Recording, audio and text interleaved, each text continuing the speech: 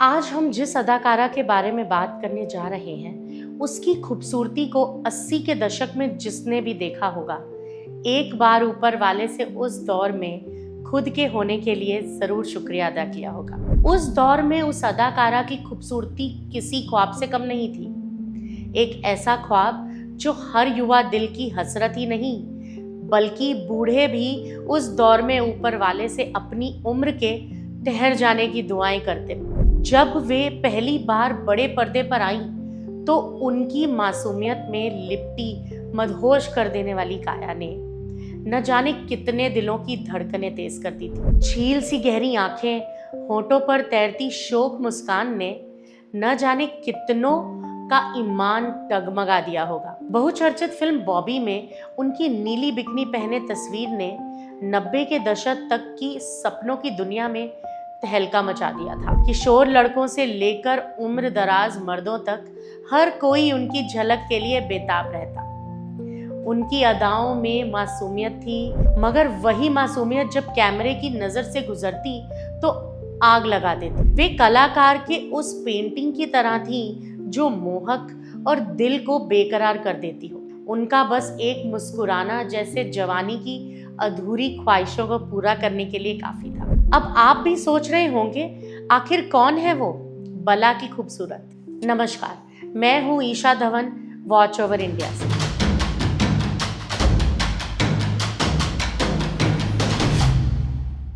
डिम्पल कपाड़िया एक अमीर गुजरात परिवार से ताल्लुक रखती हैं।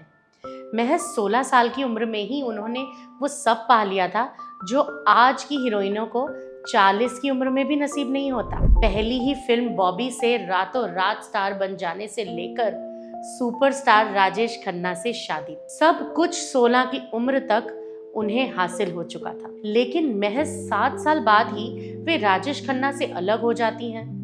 देखा जाए तो डिम्पल की जिंदगी सिर्फ उनके फिल्मी सफर तक सीमित नहीं थी। उनके रिश्तों को और पसंद को देखें तो एक बात साफ झलकती है, उनका झुकाव हमेशा ऐसे पुरुषों की ओर रहा जो बहुत ही प्रभावशाली, स्ट्रॉन्ग और मैस्कुलिन पर्सनालिटी के होते थे।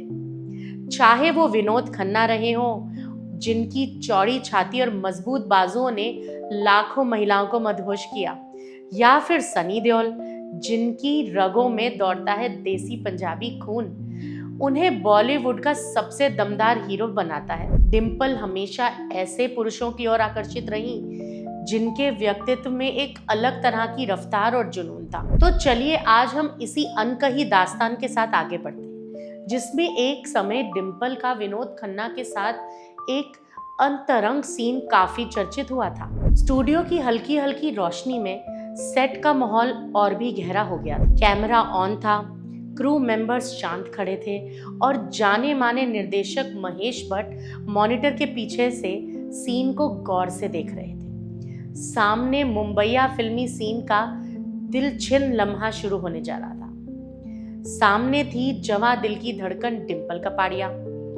डिम्पल हल्के हल्के सांसें ले रही थी। उनकी घनी पलकों के पीछे एक अजीब सी बेचैनी थी। विनोद खन्ना की आंखों में कुछ ऐसा था जिसे शब्दों में बयां करना मुश्किल था। एक गहराई, एक जुनून जो धीरे धीरे सीन की हदों को पार कर रहा था। विनोद ने धीरे से डिम्पल की कलाई पकड़ी। उनकी मदहोश कर देने वाली आंखों में एक ऐसा खिंचाव था जिससे बच पाना आसान नहीं था। लेकिन उस वक्त डिम्पल कपाड़िया की खूबसूरती के चर्चे भी लोगों के सिर चढ़कर बोलते थे। बड़ी बड़ी हिरनी जैसी आंखें, जिनमें मासूमियत और रहस्य का अनोखा संगम। उनकी घनी लहराती जुल्फे कंधों पर किसी स्याह घटा की तरह बिखरी रहती थी। तीखे नैन नक्श, गुलाबी होंठ और वो चमकती हुई त्वचा जैसे चांदनी खुद उनकी त्वचा पर ठहर गई हो। साड़ी में लिपटा उनका बदन एक बेपरवाह शोखी से भरा था, जो स्क्रीन पर हर फ्रेम को जीवंत बना देता था। उनकी मौजूदगी में एक ऐसी कशिश थी कि चाह कर भी कोई नजरें हटा ना सके। डिम्पल ने उनकी आंखों में देखा। एक पल के लिए उन्हें यह महसूस हुआ कि यह सिर्फ सीन नहीं था, बल्कि कुछ ज्यादा था। विनोद धीरे धीरे झुके, उनकी सांसें डिम्पल की त्वचा को छूने लगी। डिम्पल का दिल तेजी से धड़कने लगा, जैसे किसी अनदेखे तूफान का आभास हो रहा हो। और फिर उनके होंठ करीब आए, बहुत करीब। कैमरा कैद कर रहा था एक ऐसा पल जिसे सिर्फ अभिनय कहा जाना मुश्किल था। यह सिनेमा के पर्दों से निकलकर एक सजीव एहसास बन चुका था। महेश भट्ट ने मॉनिटर के पीछे से जोर से कहा, कट। लेकिन विनोद खन्ना रुके नहीं। वे डिम्पल कपाड़िया को छोड़ ही नहीं रहे थे। डिम्पल का शरीर ठिठक गया, उनकी आंखें चौड़ी हो गईं। सेट पर एक पल के लिए सन्नाटा छा गया। महेश भट्ट ने फिर से आवाज लगाई, कट विनोद कट। डिम्पल ने खुद को छुड़ाने की बहुत कोशिश की, लेकिन विनोद डिम्पल के आगोश में खोकर मदहोश हो चुके थे। डिम्पल असहज होती नजर आ रही थी, क्योंकि वहां पूरी टीम खड़ी थी। उन्होंने झटके से खुद को अलग किया और तेजी से सेट के बाहर भागी। विनोद खड़े रह गए, स्तब्ध, गहरे एहसास में डूबे, जैसे उन्हें खुद भी एहसास नहीं हुआ हो कि वह पर्दे की रेखा पार कर चुके थे। मेकअप रूम का दरवाजा जोर से बंद हुआ। अंदर डिम्पल की आंखें गुस्से और डर से भरी हुई थी। वह कांप रही थी। यह क्या था? उनकी आवाज में नाराजगी थी। महेश भट्ट ने दरवाजा खटखटाया, बोले, डिम्पल दरवाजा खोलो, मैं माफी मांगना चाहता हूँ। डिम्पल ने कुछ नहीं कहा। बाहर स्टूडियो के गलियारे में सन्नाटा था और अंदर एक ही सवाल गूंज रहा था, ये सीन था या कुछ और? इस रोमांटिक सीन की शूटिंग के बाद मुंबईया फिल्म से लेकर पूरे देश की धड़कन डिम्पल को लेकर यह चर्चा आम हो गई कि विनोद खन्ना की मर्दाना कटकाठी, उनकी आग उगलती आंखों और चौड़े सीने की गिरफ्त में डिम्पल उस पल में खुद को भूल गई थी। कुछ पल ऐसे थे जब वो सच में अभिनय नहीं बल्कि एहसास में डूबी थी। वो एक झोंके में उनके करीब आई, जैसे कोई सीन नहीं, उनकी अपनी कोई डूबी हुई चाहत हो।